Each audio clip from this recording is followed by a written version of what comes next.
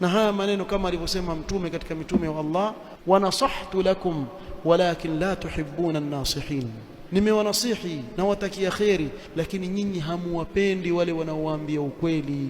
Kwa mtapata mtu aweza kusimama akawatia watu motisha watoke kwenye maandamano, mfano nyinyi mwaingia barabarani, mwavunja maduka ya watu, mwavunja magari ya watu, mwachoma, mwavunja mali ya serikali ambayo ni yako. Nyinyi mwajua habari zilizopita Tanzania wakati wa uchaguzi juzi, watu wakati wa fitina wengine wakatoka. Sasa wewe wafikiria ukichoma ile mali ya serikali ndio muathiri yule kiongozi?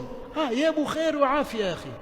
Mnafiki wewe, niite utakavyoniita. Na wengi mnaoingia kwenye maandamano wevi tu na watu mahasidi kabisa, kuwaonea wenzenu uhasidi kwa sababu yeye hana, kwa hivyo atachoma ya watu. Hii si sawa, muharibu.